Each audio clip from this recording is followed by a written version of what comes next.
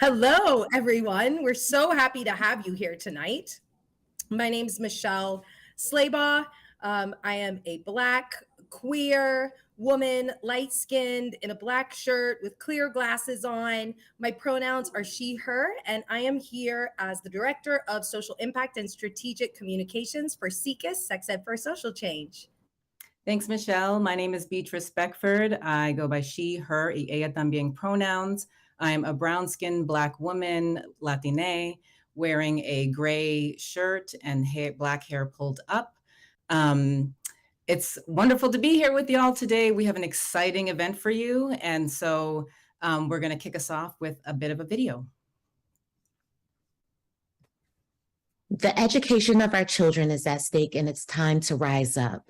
With a new school year and politicians all across the country using critical race theory as a weapon, it is up to all of us to work together to champion progressive policies and practices for back to school. These policies and practices will promote safe, healthy, and equitable schools while harnessing the power of existing parent leaders to develop and strengthen new leaders. We need you in schools, on the school board, and showing up for school meetings.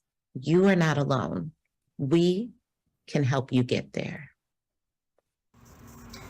More than ever, our students are facing book bans, tearing down of comprehensive sex education programming, abuse of LGBTQIA plus students and teachers, and unprecedented expansion of police presence. And what is most needed but ignored is expanded mental health support for students living through inflation, a pandemic, and erosion of protections under the law. There is hope. The way things are is not how they have to remain. Each and every one of us who has a child, knows a child, loves a child, can see the importance of seeing each and every one of them supported through adulthood. Each and every one of us knows that our legacies continue only as long as there is someone to move it forward. We are a collective of community organizations who are committed to change and liberation.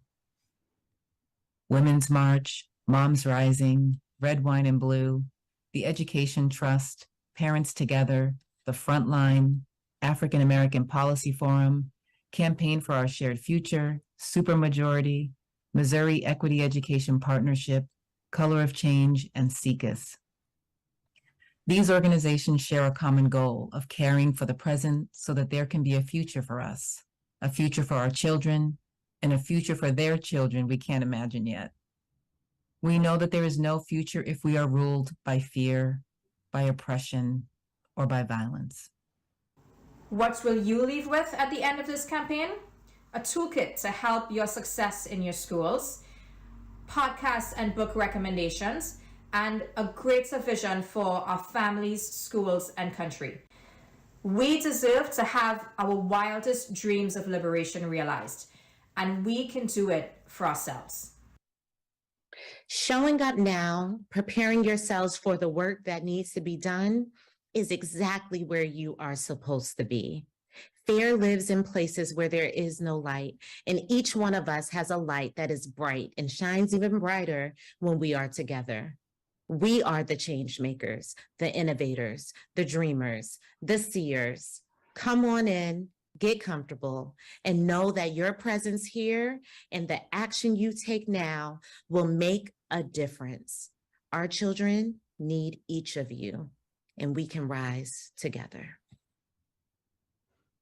So welcome to Saving Our Schools, Activating Parents in the Age of CRT. This is the Teach-In. We have an exciting event for you, full of keynote speakers, real stories from parents around the country on book bans, LGBTQIA tax in schools, police in schools, and more. And at the end, there'll be a section where we'll be able to engage in conversation, Q&A with many of the panelists and you. So we're excited to have you there. That said, I'm going to kick us off with introducing our first keynote, the incomparable Kimberly Crenshaw. Dr. Crenshaw is the mother of intersectionality, critical race theory, and the Say Her Name campaign. She is the co-founder and executive director of the African American Policy Forum, the founder and Executive Director of the Center for Intersectionality and Social Policy Studies at Columbia Law School, and is the Promise Institute Professor at UCLA Law School, and is the Isidore and Seville Solbacher Professor at Columbia Law School. Dr. Crenshaw. Thank you for the kind introduction. Good evening, everyone. I am extraordinarily honored to be part of this activation of parents across the country who care deeply about children having access to safe, honest, and inclusive education. We at the African American Policy Forum welcome this fight to save our schools from an extremely well-funded effort to undermine public education, public institutions, and democracy itself by weaponizing anti-racism. We have, in fact, just returned from a 15-state, 24-city tour where we sought to galvanize voters by drawing out the links between the attacks on our democracy and the attacks on anti-racist education. Now, the same forces that are attempting to gerrymander our democracy in order to rig our elections permanently are also attempting to gerrymander our history in order to undermine all of our aspirations for a truly equitable and inclusive society. This campaign arrives at a critical moment for our country and for the future of our children and our grandchildren. In 2020, millions of Americans in every state came together to demand police accountability after the murders of George Floyd and Breonna Taylor. Yet for some, the prospect of this growing consensus around the goals of a truly inclusive democracy resulted in a backlash. They attempted to dismantle this energy. Now, the wholesale attack on all manner of anti-racist history, concepts, tools has all been packaged together as a repudiation of what they call divisive concepts, most prominently among them being critical race theory. Now, having gentrified this entire terrain of anti-racist histories, prisms, practices, school boards and legislatures across the country sought to censor these so-called divisive concepts, concepts such as structural racism, implicit bias, disparate impact, even including the racist origins of our Constitution, and of course, the entire racial justice apparatus. Now, during our tour last week, voters and parents were astonished to learn exactly what has been taken out of their children's curriculum under the guise of this attack on divisive concepts. It includes classic books such as Beloved and The Bluest Eye by Toni Morrison, Their Eyes Were Watching God by Zora Neale Hurston, Sister Outsider by Audre Lorde, and books by newer writers like Ta-Nehisi Coates, Between the World and Me, Heavy by Casey Lehman, and All Boys Aren't Blue by George Johnson. Even a book by Ruby Bridges, telling the story of her integrating New Orleans schools as a 6-year-old, has been attacked by these extremists. And beyond book banning, teachers have lost their jobs and licenses, principals have lost their schools, and those who remain have been chilled. And in the midst of all of this, it's our children who are left to suffer. What are they left with to interpret a world that remains stubbornly unequal, with a culture that is ill-equipped to excavate what exists beneath the surface to explain why? Some children are left with nothing other than the inference of their own inferiority, and others are left with a sense that they, as future citizens, are responsible for no one but themselves. The denial of our racist history has always been the Achilles heel of our democracy. This is why less than 10% of high school seniors know that slavery was the cause of the Civil War. It is also why on January 6th, all too many of our fellow Americans stormed the Capitol, convinced that something had been stolen from them that they had a right to exclusively think of as their own. That is the consequence of miseducation. If we want to steer away from this abyss, we have to repel the censoring of truthful history. We have to elevate inclusive narratives, and we have to curate values of diversity and equity across race, sex, gender identity, class, and ability. Now, as easy as that said, it's not easy to do. In fact, the efforts to fight back have been complicated by efforts to outrun our own shadow. We've tried to pivot.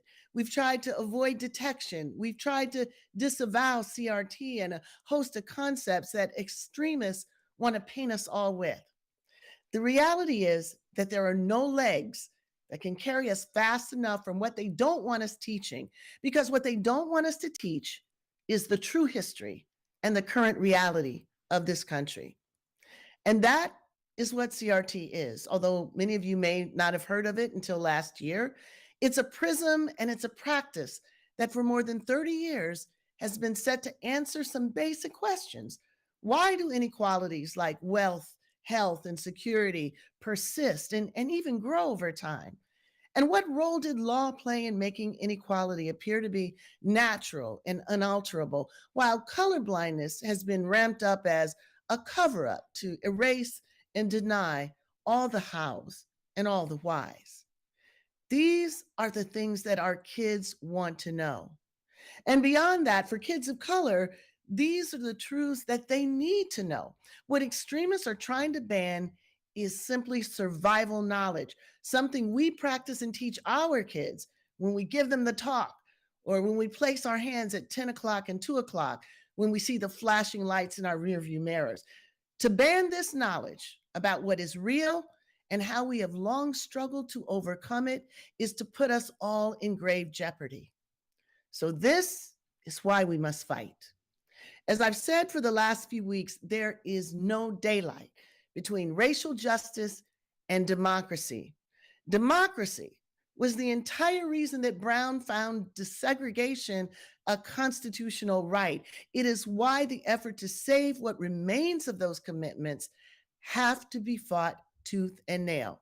Now, there's some bad news and there's some good news.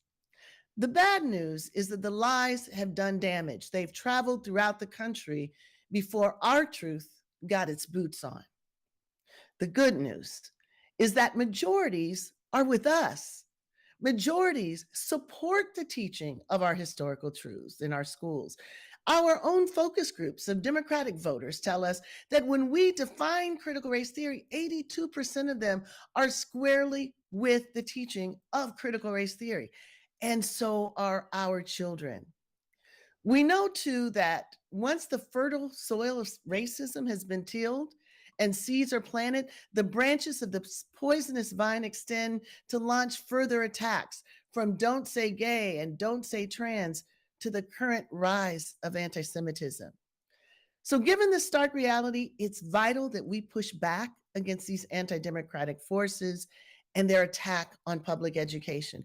The pursuit of knowledge, like freedom and democracy, is a constant struggle.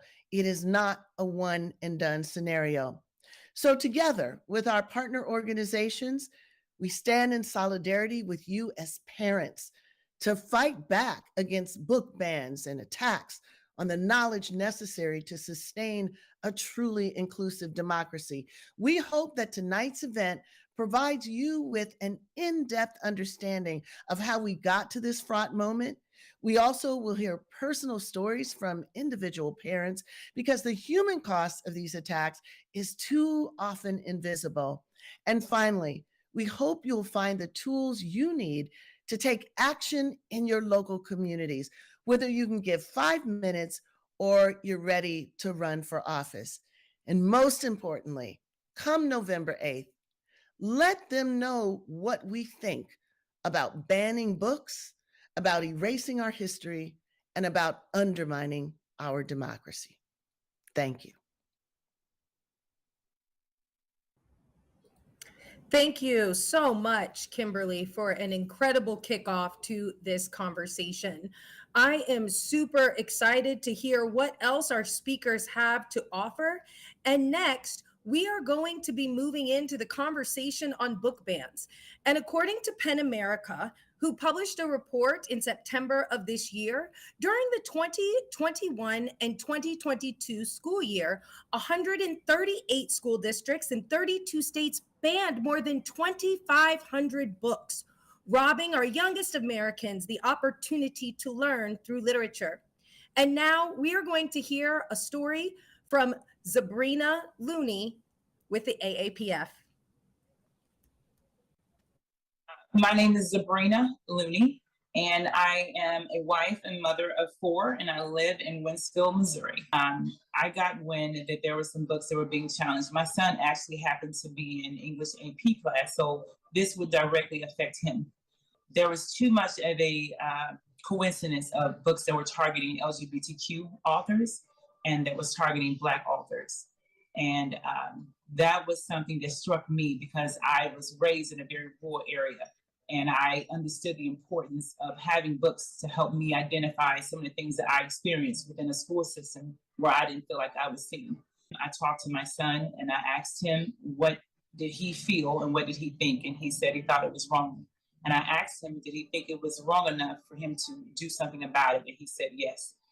And that was my proud mama moment because I wanted to do something, but I needed him to also be an advocate for himself. And so we contacted the ACLU.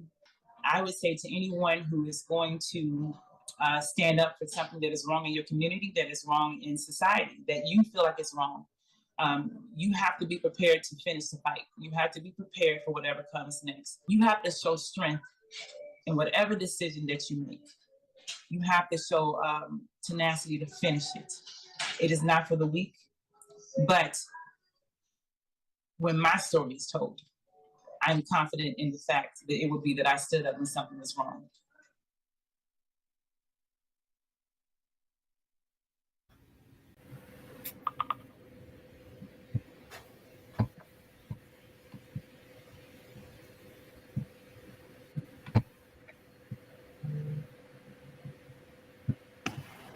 Good evening, everyone. Thank you for this opportunity. The Truth Be Told campaign is a coordinated and strategic response to the legislative backlash banning the teaching of honest and inclusive American history and civics in partnership with activists, advocates, scholars, lawyers, and educators from across the country. Critical race theory is about teaching the honest and inclusive history of America and how injustices from the past create inequality for some people today.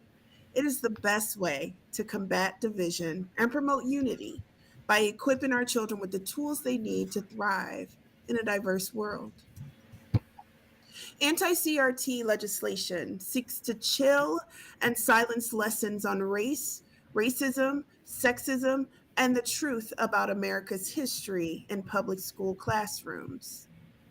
Conservatives have been utilizing buzzwords like divisive concepts, parents' rights, age-appropriate instruction, and curriculum transparency to mask the true nature of their anti-racism legislative campaign.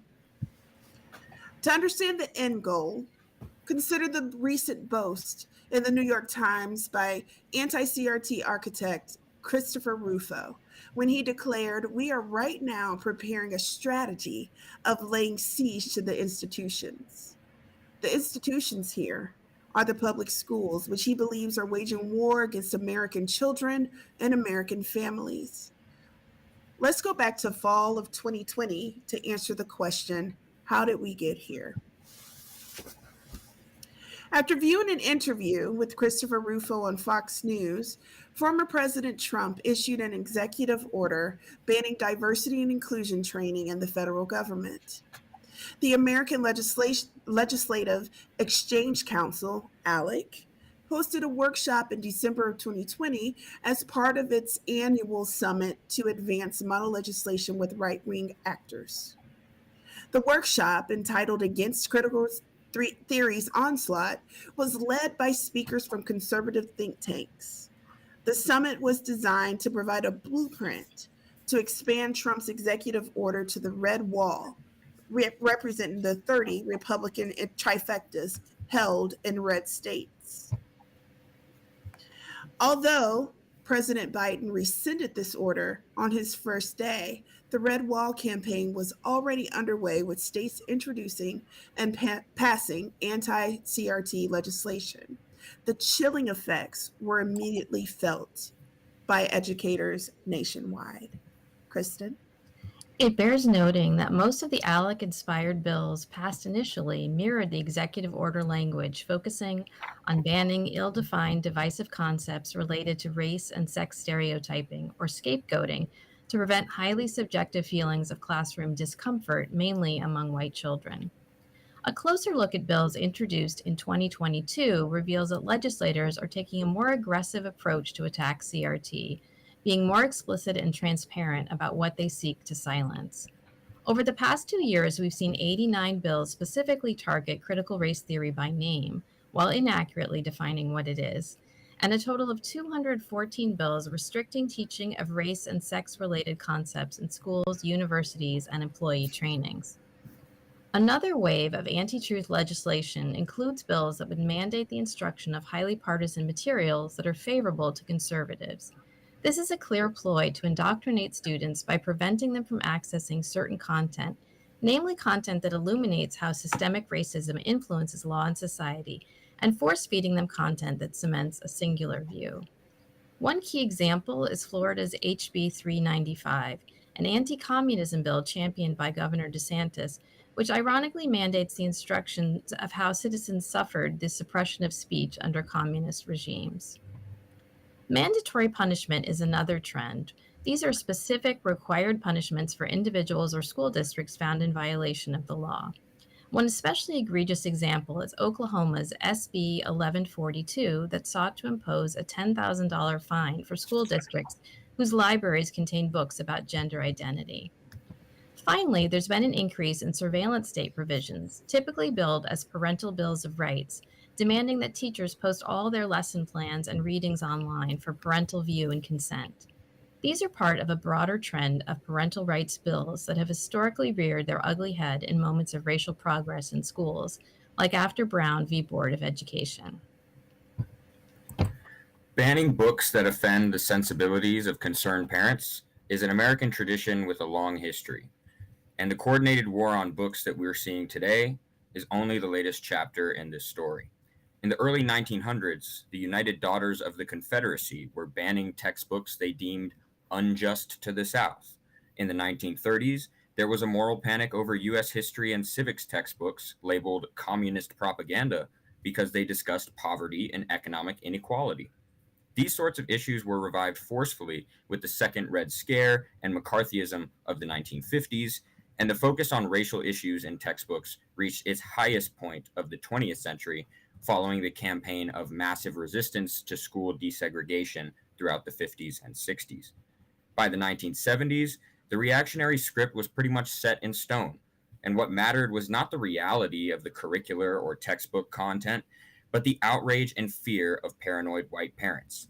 In Kanawha County, West Virginia in 1974, white parents reacted with violent rage to false rumors about the contents of newly approved textbooks, as conservative school board members warned that the books were full of anti-Christian, anti-American, anti-white propaganda and indoctrination.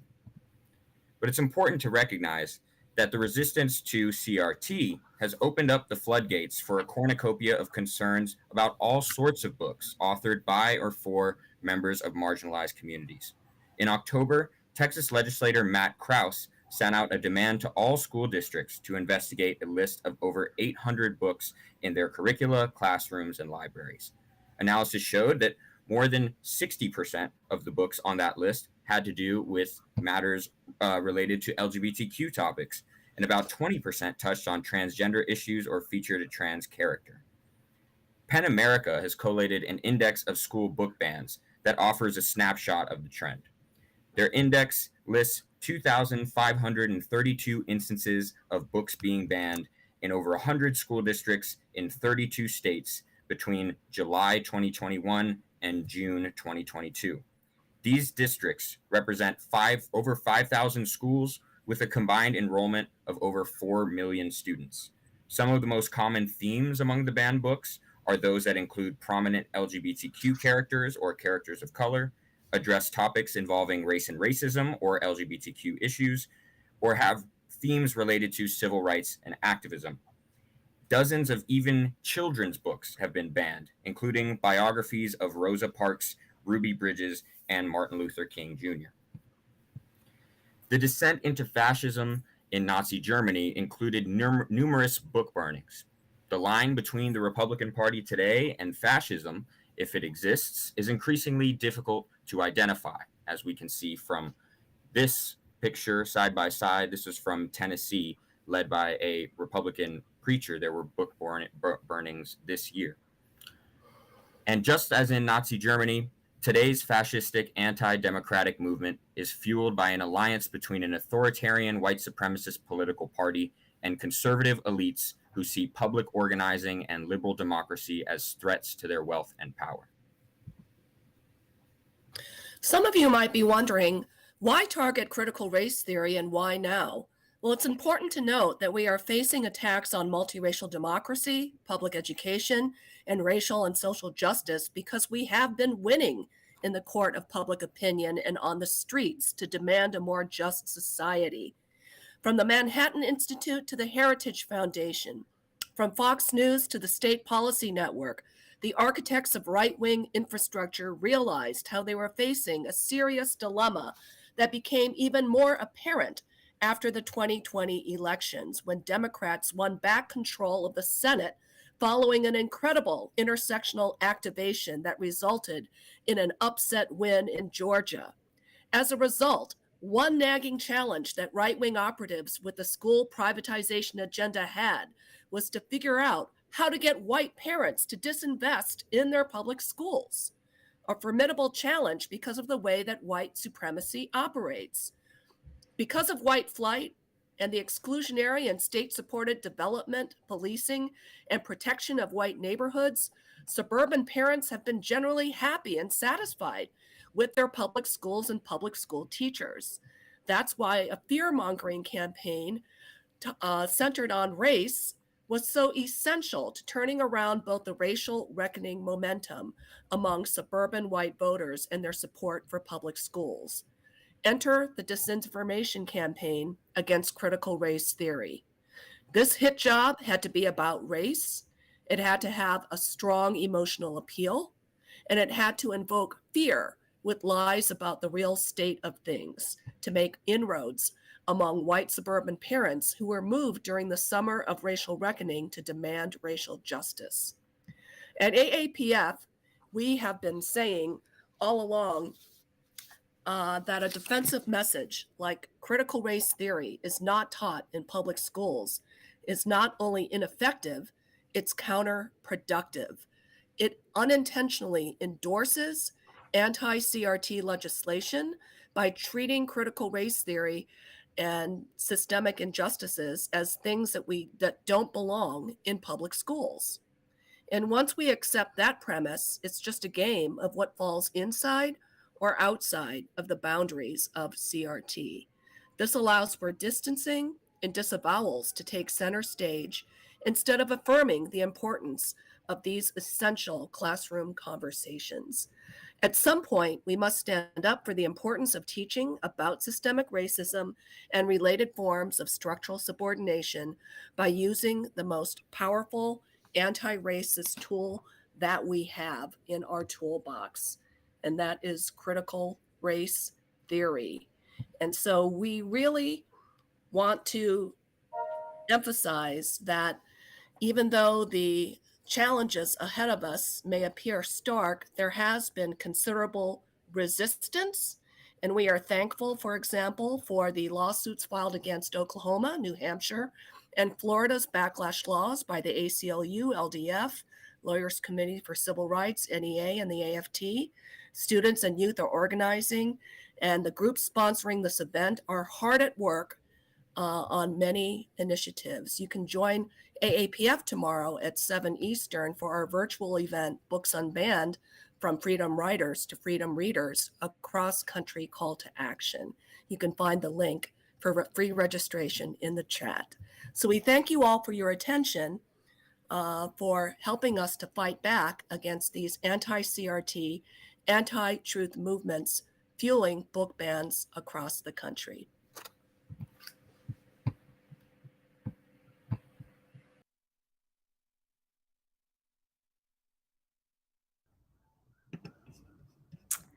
Thank you so very much to the AAPF team for that incredible presentation.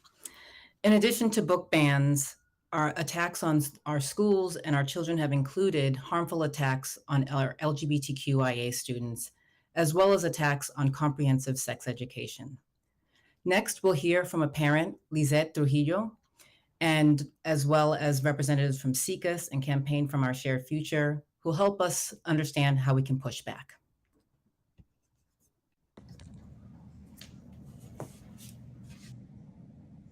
It is so important for students to have access to inclusive, medically accurate, scientifically researched sex ed. As a mother living in Arizona, I cannot tell you how harmful it is to not allow students to have access to this very important life-saving information. It teaches kids how to be responsible for themselves and their choices, how to take care of their bodies, and what consent actually means. The more tools we give our children and our students, the better off they are and the better our communities are. So please join SIECUS and this incredible partnership in helping champion inclusive sex ed in schools across the country.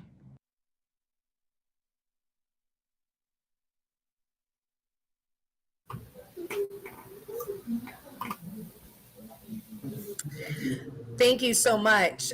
Dr. Heather, would you like to go ahead and tell us about the work that you all are doing?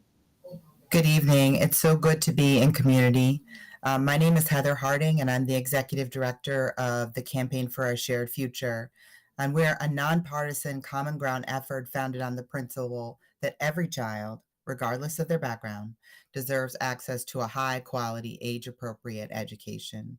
And one of the things, as I listen to the speakers and the videos and the parents, that's so important to underscore here is that respectful collaboration between families and teachers is really the only way that we can ensure that our children have the best educational environments.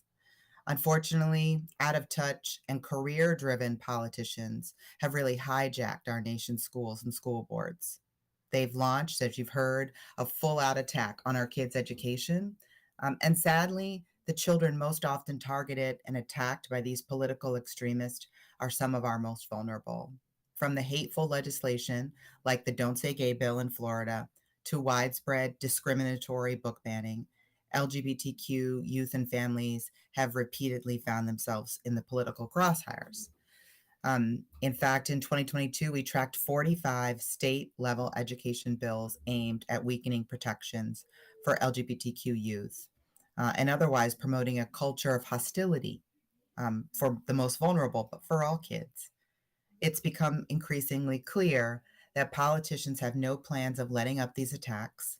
It's part of what I've come to call the Medusa head attack on public education that runs the gamut of issues, but again, undermines trust between our families, students, and their educators.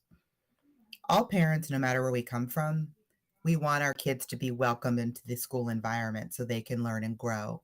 For me, family is everything. When I see my two teenagers, I see hope and the future, a world of possibilities. But obviously, our politicians don't see any of that. They are using them as pawns in a political game. To make matters worse, LGBTQ students are facing harassment and bullying at higher rates in their peers because of this environment that's being stoked. In 2022, the Trevor Project reported out a survey. The majority of LGBTQ youth in America are experiencing symptoms of anxiety and depression. And in this moment where we're just coming out of a pandemic, the last thing that we need is for adults to look the other way, or worse, play an active role in creating a toxic school environment. Just earlier today, I read a story about a young man in Florida, Xander Morris, who was selected to speak at his high school graduation as class president, but was preemptively silenced due to the opposition to Ron DeSantis's Don't Say Gay bill.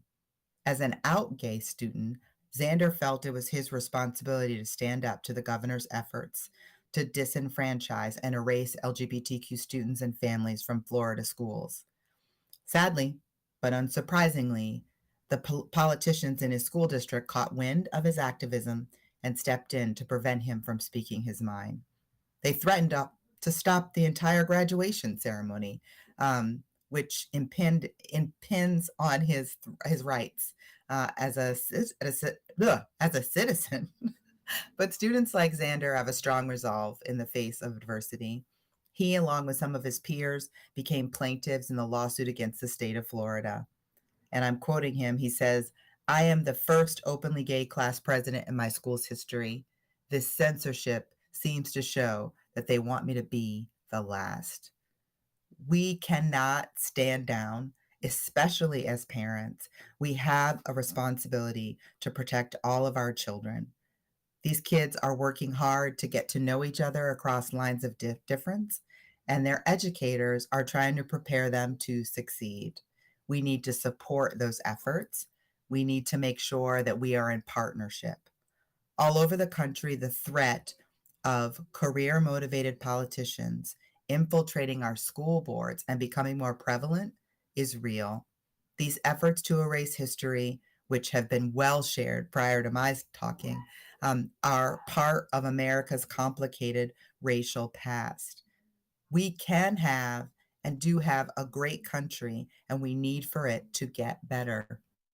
So we at the Campaign for Our Shared Future are calling on you as parents and allies to help center the voices and experiences of LGBT community and call out unequivocally these dangerous attacks on their rights and their safety. Because if our most vulnerable children aren't safe, none of our children are safe. By speaking out at school board meetings, voting in your school board elections, and running for office when you get the call to service, together we can ensure that our public schools remain places where every child can thrive. To learn more about the challenges that children and families are currently facing, please visit campaignforoursharedfuture.org for resources and support.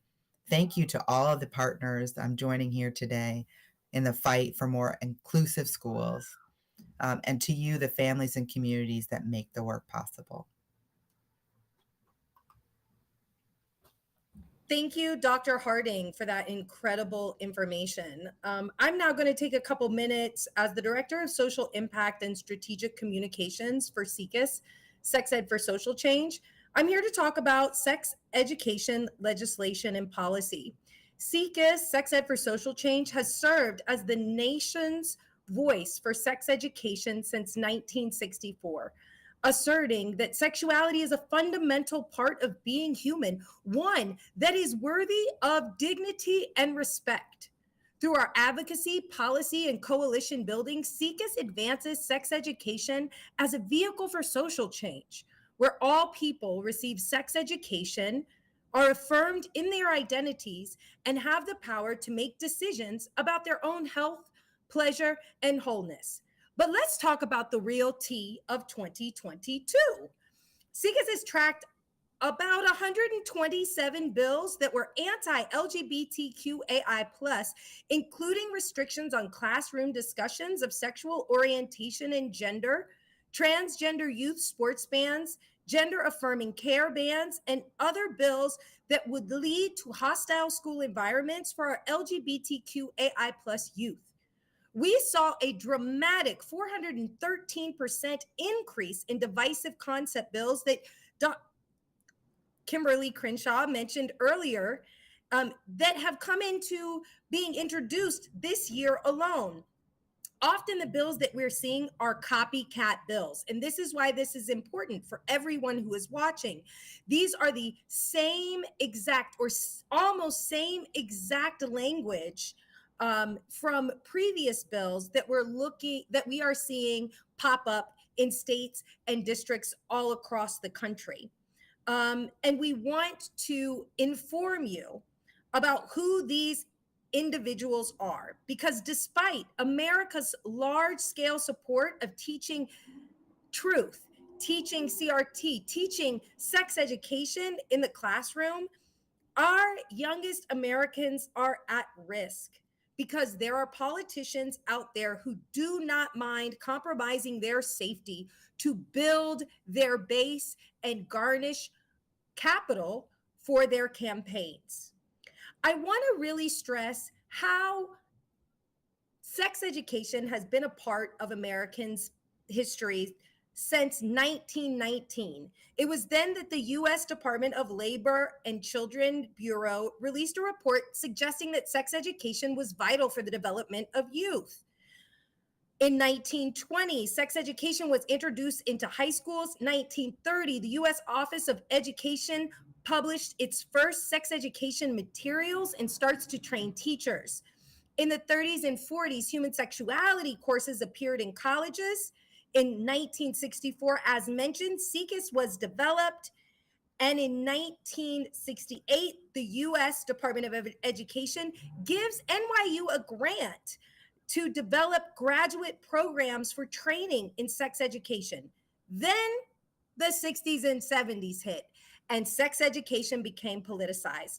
And why this is important is because the same playbook that we are seeing used to create book bans, to create divisive and dangerous legislation for anti-trans youth and anti-LGBTQ ideologies is the same exact rhetoric that we saw in the 60s and 70s when sex education became politicized. It is important to recognize that there are over 3 decades of research that build a case for sex education, asserting that the effectiveness of sex education based on updated national sex education standards are ones that can result in improvements in knowledge and attitudes towards dating violence and intimate partner violence by reducing harmful beliefs and stigma and sexist attitudes.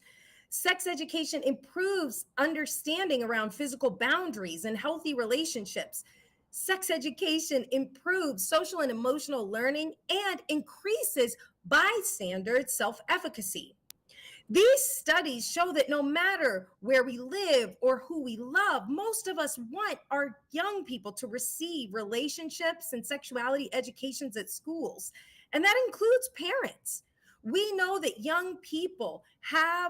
when young people have the support of well-trained educators in learning about themselves and their boundaries, they do better, not only in their personal lives, but also academic achievements elevate, right? But there are certain politicians that are trying to hold on to power by waging a war on our kids. They are more willing to leave our kids vulnerable and trample the rights of the majority of this country if it helps them raise money for their base. We see how they are trying to erase Black history from our curriculum through their efforts on book bans and other oppositions to public school relationships and sexuality education, removals of CRT concepts, as well as very dangerous initiatives to reduce access and opportunities for our LGBTQAI+ students. But guess what? We can fight back. These far-right extremists have continued to benefit from the investment in not protecting our young people, but by protecting a privileged social system that will continue to push forth white supremacist ideas and far-right ideologies that are not in alignment with what makes this country great, which is diversity. But we must recognize who these individuals are by naming them. The most well-known big 3 are the Family Policy Alliance, the Heritage Foundation, and the Alliance Defending Freedom. The extremist movement behind these attacks on diversities of our public school systems is backed by major donors. These are not grassroots efforts. We really want to continue to ask for your support in identifying ways you can get involved. You can do that by going to secus.org and signing up to be a part of our newsletters so you can get real-time action alerts in your area to be able to take action, write your local congressperson and let them know.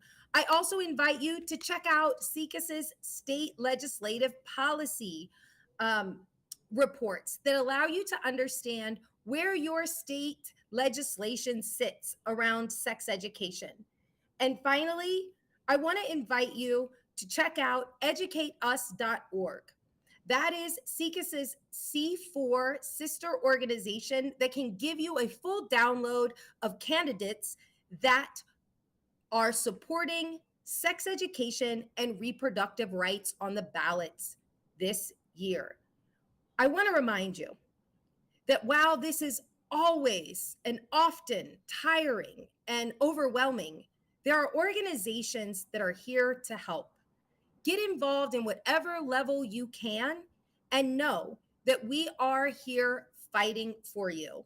And at this time, I am going to go ahead and introduce our next conversation, which is about how do we create safe environments in our schools and the level of policing that is currently happening. So I'd like to introduce a parent story from Moms Rising. Hi, my name's Erica, and I'm here to tell you, don't think this could never happen to you. Don't think that just by being involved in with your child in their education, having all the mental health systems working with you, don't think that it can't be your child. I have a 14-year-old child who has special needs that had everything in place. I'm actively involved. I'm there every step of the way. And I still watched our school systems bring in police against him. I now have a child who is afraid to leave the house, who is scared of the police, who's scared of teachers, and now has PTSD from going to school and giving it his all.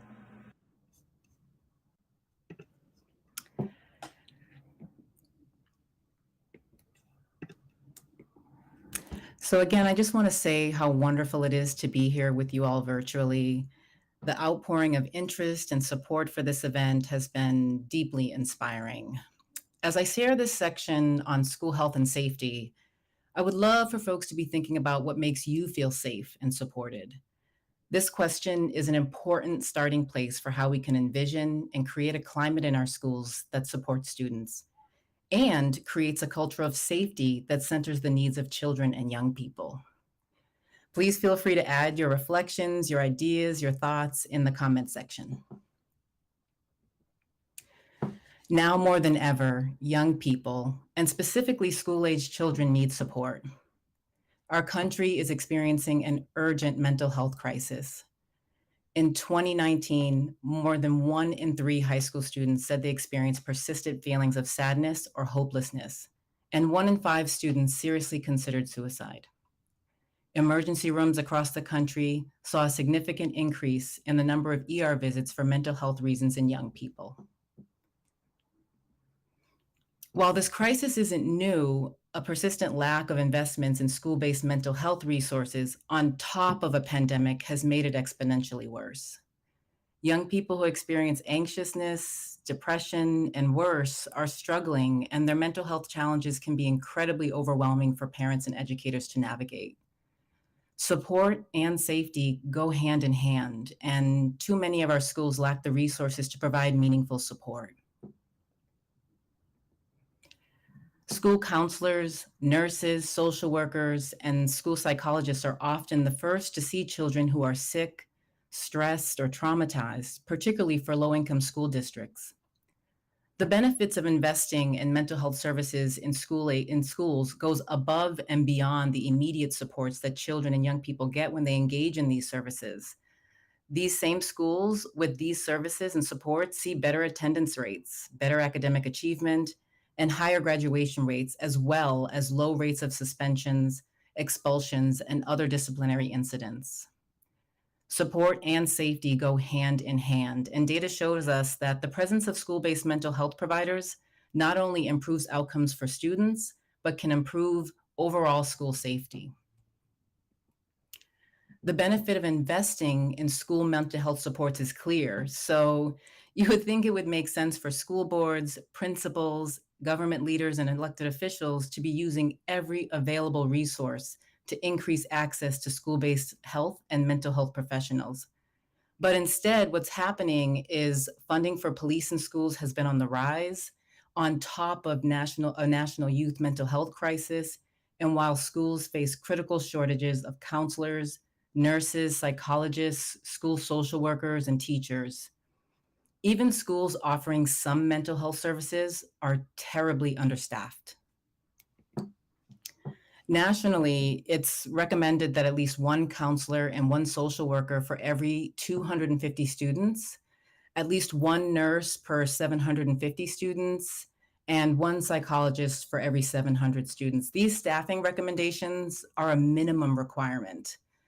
Despite that, and as this map depicts, the 90% of students are in schools that don't meet these standards, and in schools with a significant lack of health and mental health support staff, law enforcement presence is increasing. Many states reported 2 to 3 times as many police officers in schools as social workers, and several states reported more police officers in schools than nurses.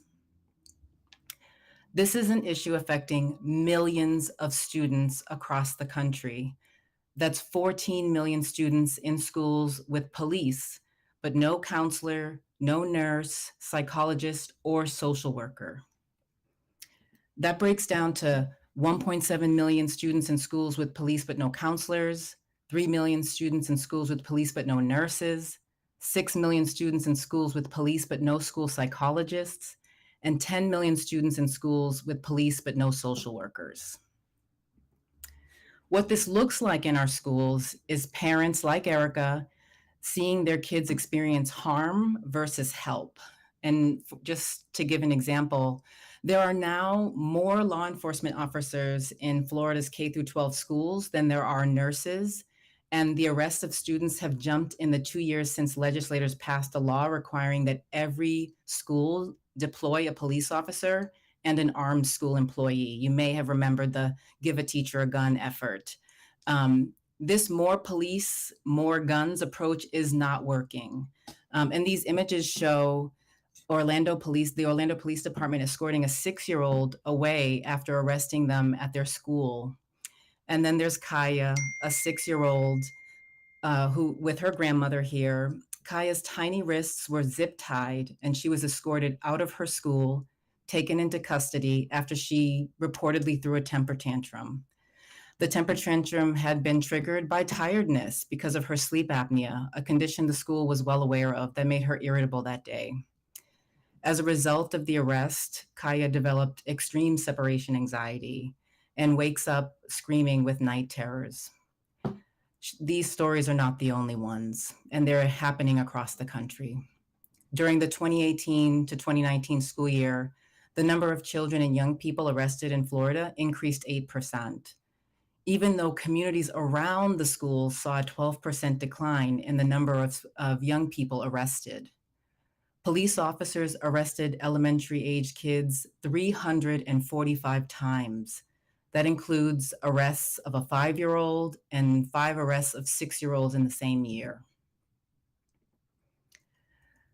School safety it's a shared responsibility. We know what works, and it's not more of the same.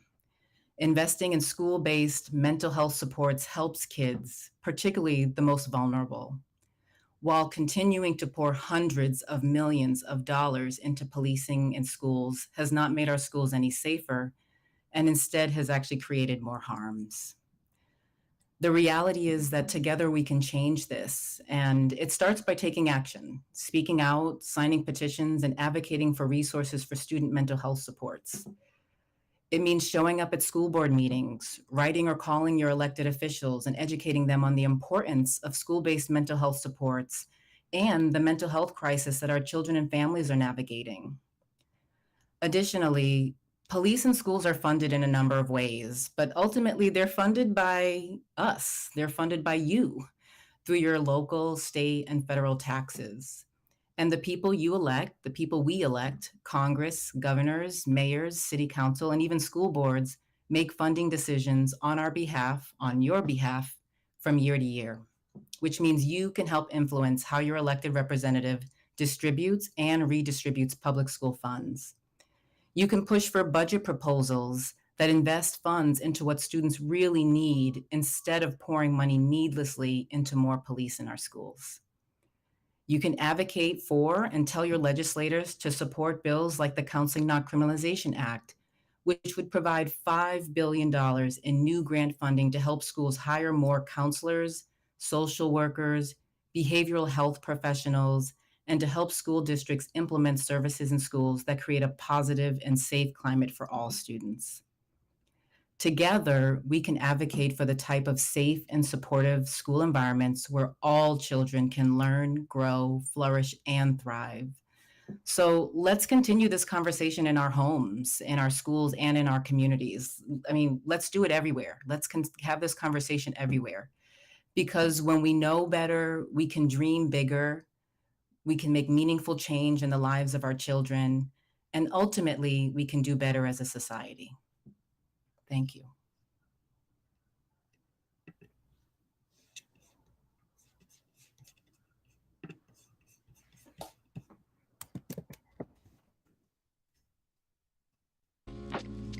Learning is a tender thing, worthy of protecting.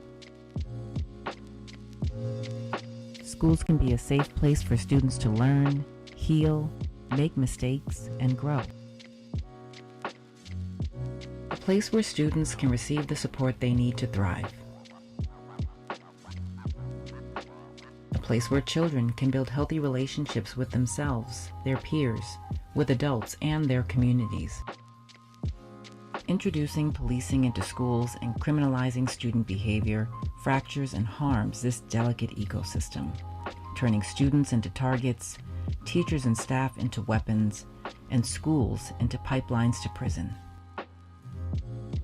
When we resource our fears instead of our futures, students, schools, and communities lose access to essential supports. Young people, educators, parents, and communities are stepping up to protect the delicate ecosystem in our schools. They're advocating for resources to be redirected away from systems of harm and punishment towards systems of support and care. Together, we can build a world where schools are a safe place for students to thrive and reach their full potential. To learn more and take action, visit momsrising.org.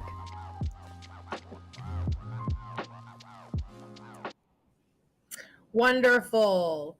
Are y'all fired up? I know I am, and I hope that you are too. I hope that the information that you have seen thus far in this presentation has got your biscuits burning and you are ready to take action now by getting involved with your local school board efforts. And now we are going to talk about how do you get involved in school board and how do I run for a school board office? And remember, it doesn't matter if you have kids in a school district or not. If you live in a school district, you still have the right to be a part of the school board efforts in your community. And I encourage you to do so.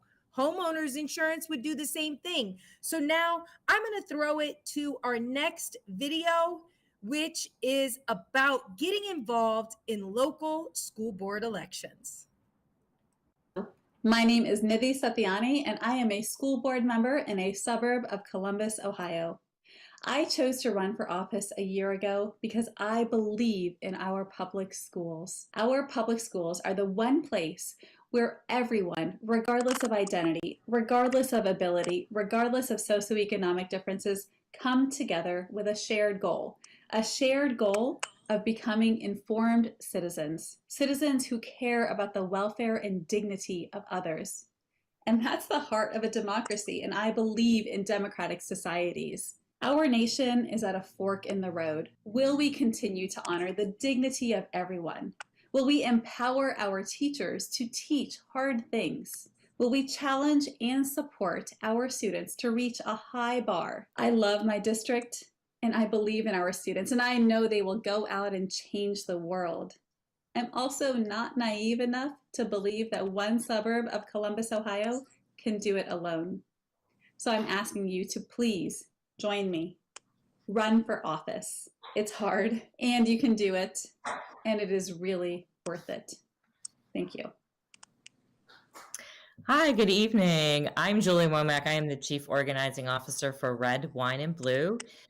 We are a national organization that channels the power of suburban women to bring change to their communities, to their suburbs, just one suburb at a time. And we focus a lot on school issues because it's so important to our communities. High quality education, good schools for our kids, accurate education in our schools. So I am really thrilled to be connected to the two women who are here with me. You probably recognize Nidhi Santiani, who just spoke in the video, and I'm really also happy to bring on Angela Abram. Both of these women have stepped up and taken that step of running for school board, and happy to announce that they were elected to their school board. So I just really wanted them to take some time to speak to you, about what it takes to run for school board. What do you need to know? So if you are a parent sitting out there right now listening, thinking, I could do that. I'm going to just start, since you already heard from Nidhi on the video, I'm going to start with Angela. Angela, could you just kind of tell everybody who's listening, what was it that made you decide I am going to step up and run for school board? Well, good evening. One of the reasons I decided to run for school board was because my children were about to leave our high school, and I still wanted to continue to give back to my community. I had the opportunity to observe multiple school members in the community, and I just felt that it was something that I could also do to further my public service in the community. That's great. I'd like to hear from both of you, and Nidhi, I will switch back over to you. So if you're a parent sitting out there right now and you're like, ooh, I've never run for office, I don't even know how to get started with that. What is the first step you suggest they take? How do they get that? How do they get that training to run a campaign? Yeah, absolutely. So that is definitely a thought I had about 2 years ago.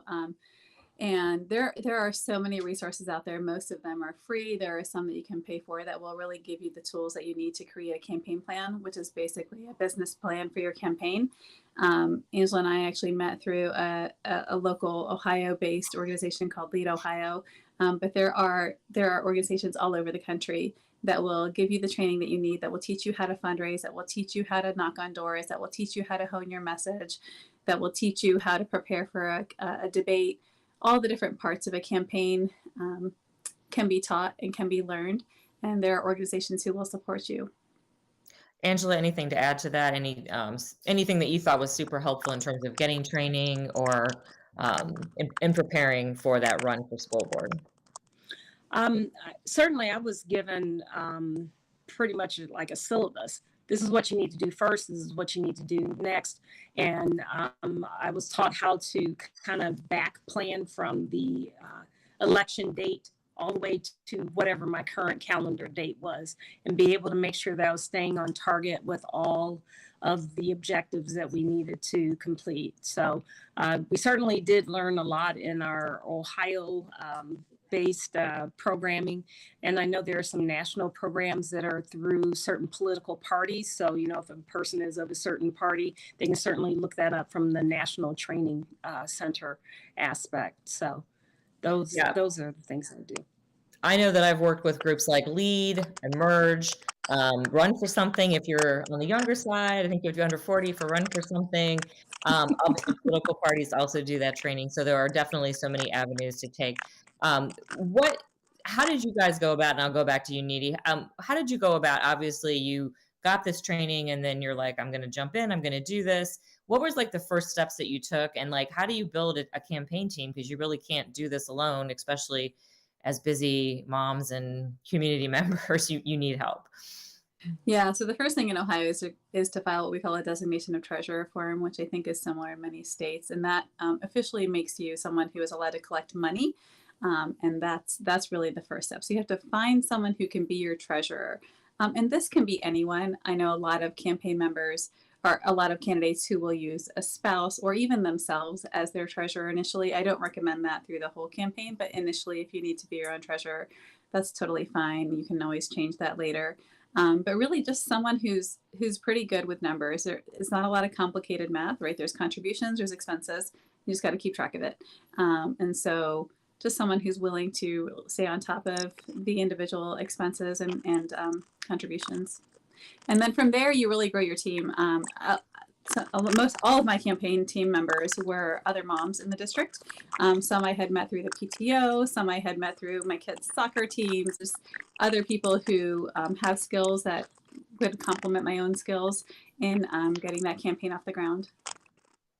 Angela, what about you? How did you grow your team, and what do you think were the most important things you did to get started? Well, after you get your treasurer form filled out and you go and get those signatures on your petition, it allows you to kind of get out there and knock on doors, and it allows you to interact with people that you know you're going to go see them because you know that they want to support you in this endeavor. So then you can kind of find out where their skill sets are. And then you can kind of form your team, because there are some people who will very happily go and knock on doors for you, but there'll be other people who will only very happily make a phone call for you. And then some people will just really prefer to write a check. So it really just depends on that group of people that you interact with. And, you know, of course, one person knows another person. And so before you know it, you're able to kind of get that nice collective. And then also if you're running on a slate or with other candidates, you know, they certainly share information amongst each other. So you can certainly find out, well, you know, if I need this type of information, who should I go to? You know, so you become just part of a network, and then you can kind of really grow your campaign through that network. Needy, I know you mentioned the treasurer being the first most important thing that or person that you need to find. What other vital kind of people do you need on a campaign? Yeah, I mean, I think it really depends on what your own skill set is, right? So if you're really good with social media and marketing, then you probably don't need somebody who's running that for you. I'm not particularly good with that. And so finding people to help me with the social media and marketing piece of it was good. And then in our community, because I'm a relatively new member of our community.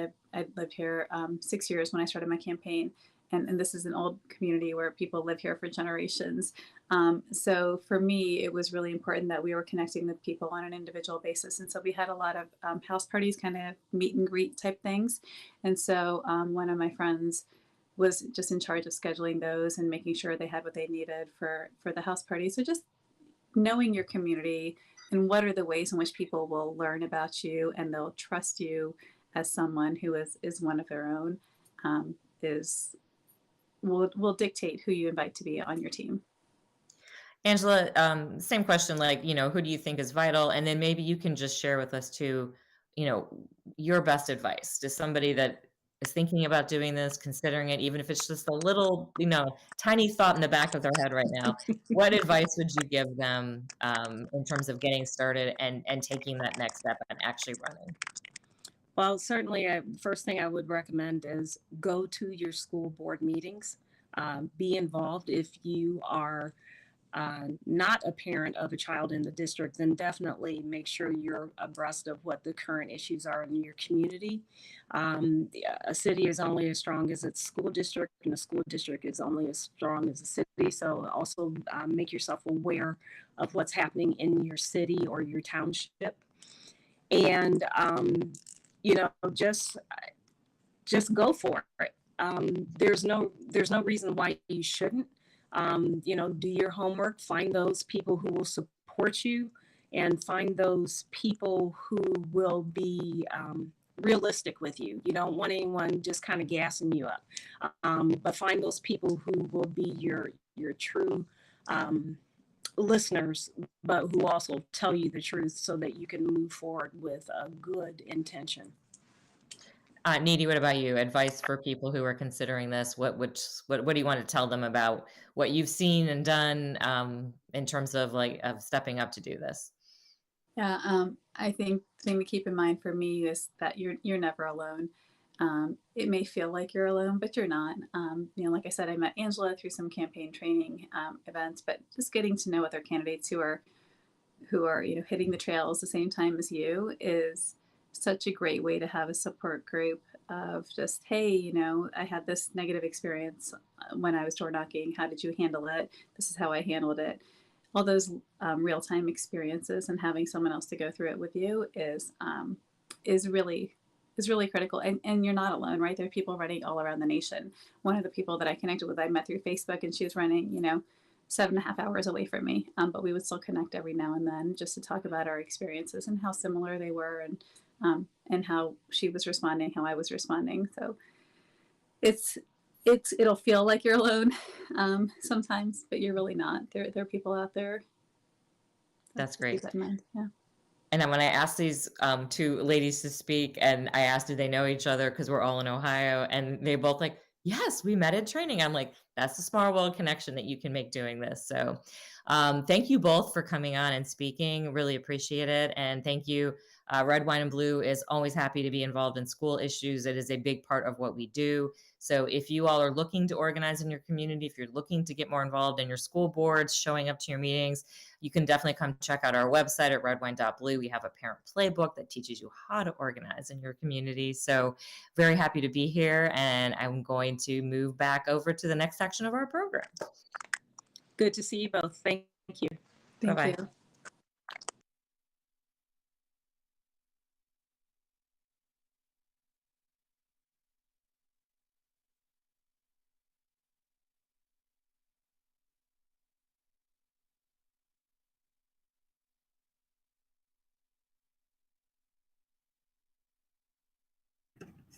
Thank you so much, Neeti, Angela, and Julie, for a dynamic conversation on how to run for school board and the ins and outs on that.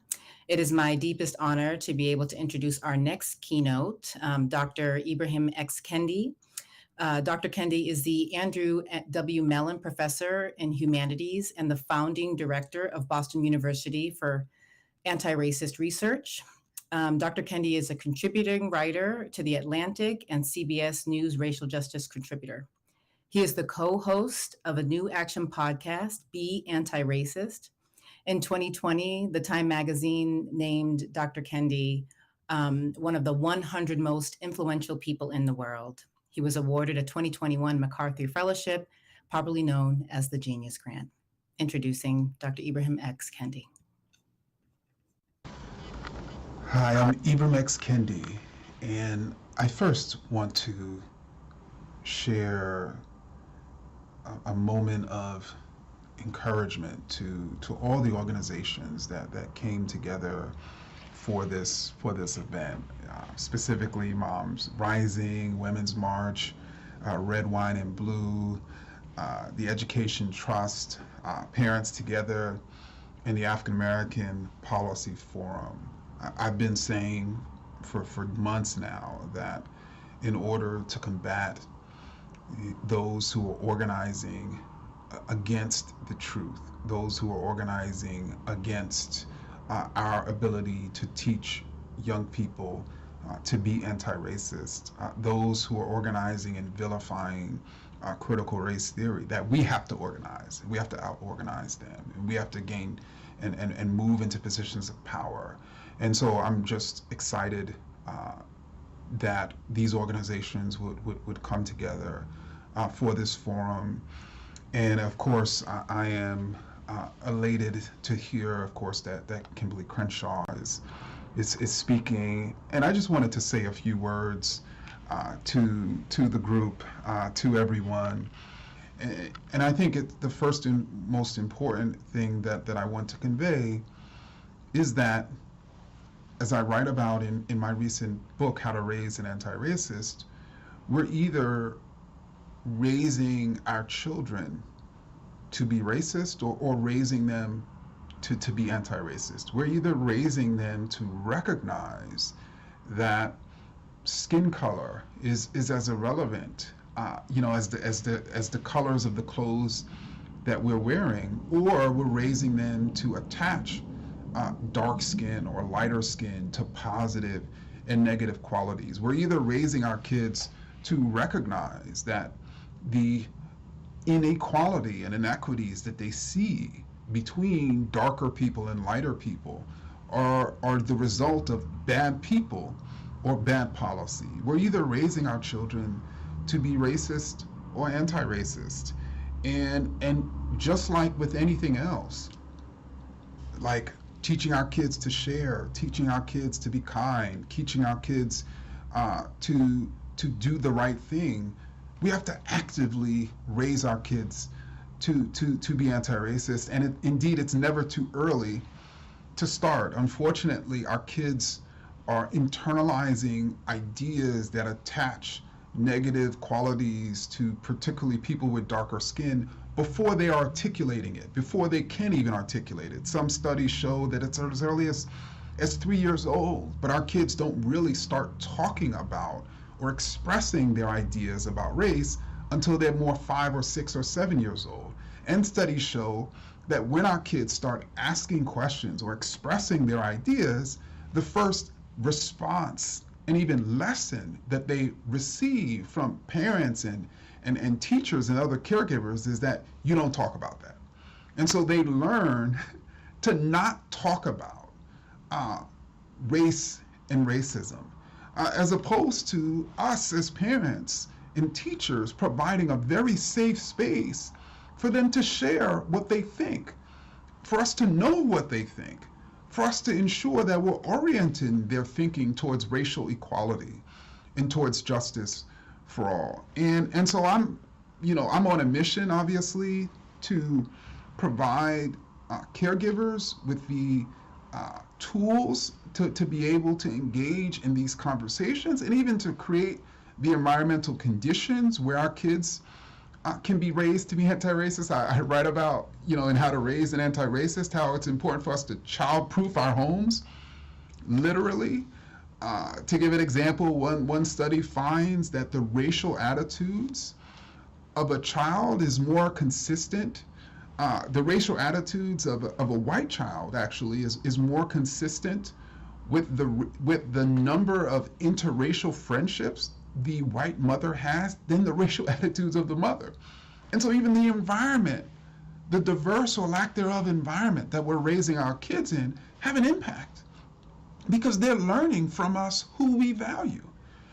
And so I just want to encourage everybody to think very thoughtfully and deliberately about how we're going to raise our kids to be anti-racist. And the beauty is it's not as hard for our kids as it is for us. They don't have to go through unlearning decades of ideas that are imagining that there's something inferior about or different about Asian or Native or Black or Indigenous people. They're learning.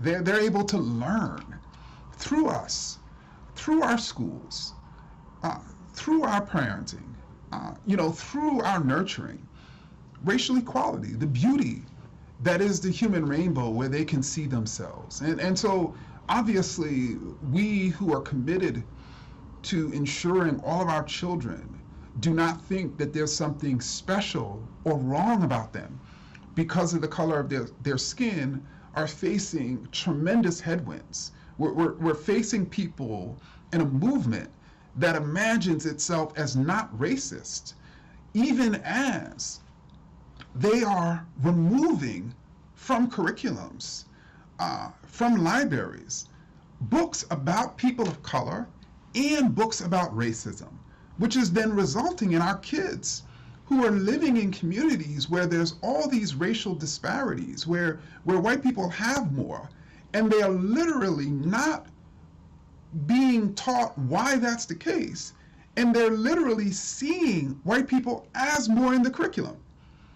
And then the people who are creating those conditions, both in our community and both in our schools, are imagining themselves as not racist and imagining themselves as seeking to protect our children. No, to protect our children is to teach them the truth about their world. To protect our children is to teach them the truth about our history. To protect our children is to teach them about people in the past and in the present who have been fighting for racial equity injustice to protect that Black girl is to actively teach her through stories, through education, that there's nothing wrong with her because of the color of her skin. To protect that white boy is to teach him that he is special when he is nice and when he shares, but he's not special because he's white.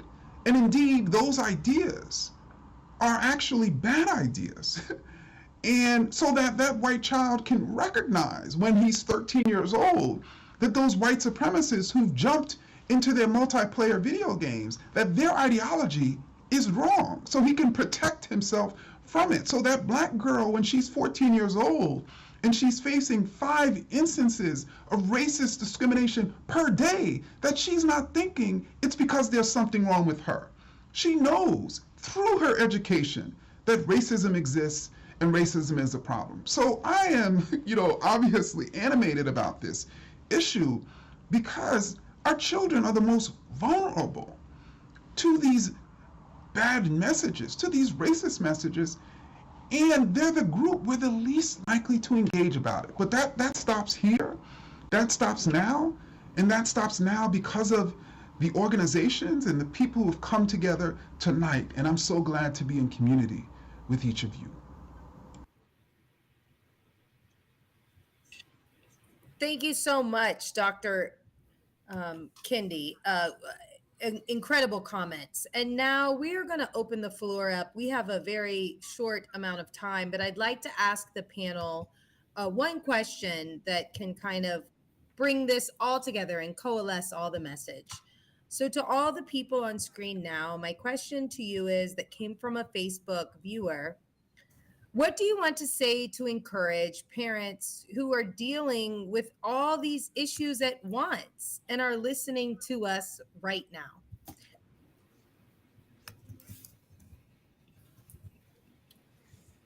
Sumi, I'll throw it to you first. Well, that question reminds me of one of the forerunners of critical race theory, Derek Bell, who famously once said that racism is permanent in this society, looking back on history and institutions. And he's been, significantly picked up on that by the right-wing blogosphere. But what he said after that, when people said that's kind of dark and pessimistic, his answer was, the beauty is in the struggle. And I think that's absolutely correct. If parents are facing all of these assaults on various fronts, the most important thing you can do is get involved and get activated. I just came back from a 26-stop, 2-week bus tour. That's what we did, multi-age, multiracial. It was exhausting, it was difficult, but it was life-affirming and meaningful. So please get involved. Join us tomorrow night. Bitly, Books Unbanned. We're having a session if you're just getting started, and all these organizations have ways for people to tap in. So take us up on it, get involved. The beauty is in the struggle. Thank you so much. Julie, what would you like to say to this? I think from talking to parents, which is what I do all the time, who have become aware of issues in their schools and they want to do something, they often feel very alone. Like, I'm the only one who's seeing this or hearing this, and it's just not true.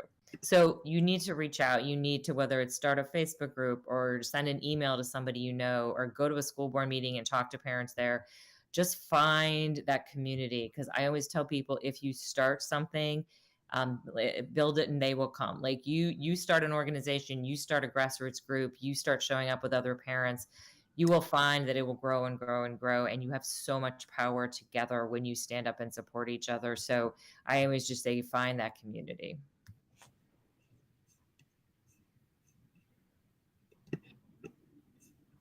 Thank you so much. Amazing. Any of the other panelists would like to chime in on this? I invite you now to do so. Yeah, I can jump in here next. A dear friend of mine once told me about starlings and how a collection of starlings is called a mermation.